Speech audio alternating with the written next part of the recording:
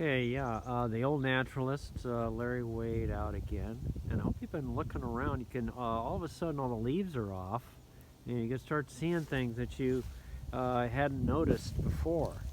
And I hope you have your animal homes chart here, because we're going to try to figure out some of these homes that we're finding. I've got a little one right here that I want you to look at. Okay, it's right in there. And there's some seeds right in front. That's a giveaway.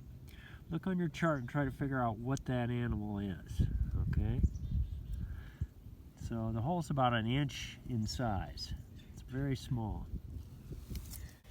Okay, I'm looking at my chart here for holes in the ground, and I'm saying that was a mouse hole. Okay, now here I am at another location here. Okay, and I've got a hole here that, again, there's some seeds out in front here, right there. And this hole is about 2 inches in size.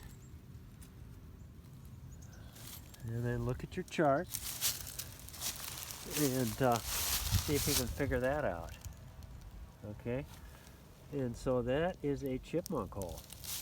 Now, snags like this, they, even though they're dead, they're providing a lot of different homes.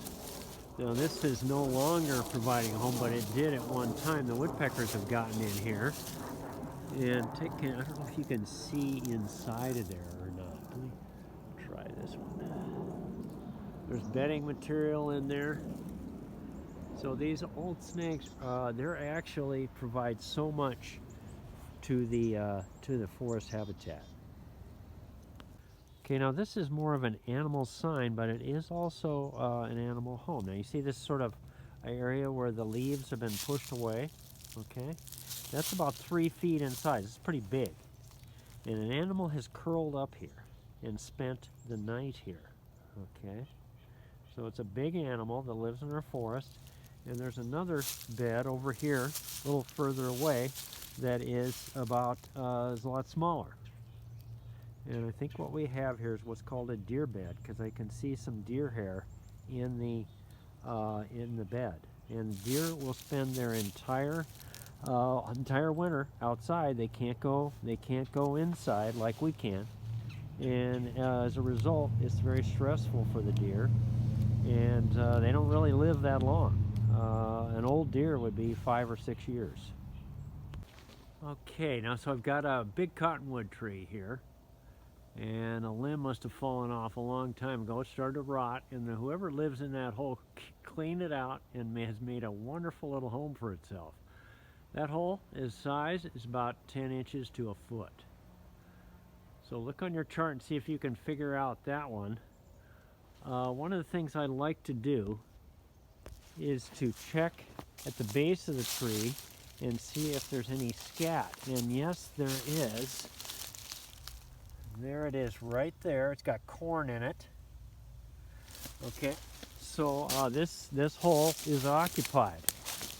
And looking at your chart, which creature do you think it might be? And if you're thinking what I am, it's a raccoon. Okay, now we're at another site. This hole here is about 12 feet up, and it's about 3 inches. So I'm wondering what creature might be living in that hole. It'd be a great place to spend the winter. So look at your chart. Check your chart out. And this could be a large woodpecker hole. It could be in a small owl, or it could be a squirrel hole. Okay? Okay, now that's it right there. This dude. It's about 4 feet off the ground. And this hole is about 1 inch in size. Okay? And it's an old snag, and it's got a lot. What are you thinking? What are you thinking this might be? So let's just check out our animal homes here. And this would be either for a downy woodpecker or a chickadee. Okay, now this nest I'm looking at right here is about 25 feet up. And it's made mostly of, what's it made mostly of? And you're thinking leaves. So that's a critical thing. Because crows and owls make their nest mostly with sticks. This is made mostly with leaves. And that tells us that this is a squirrel nest. Okay? Now, squirrel will only make a nest outside in the top of a tree like this if it can't find a good hole.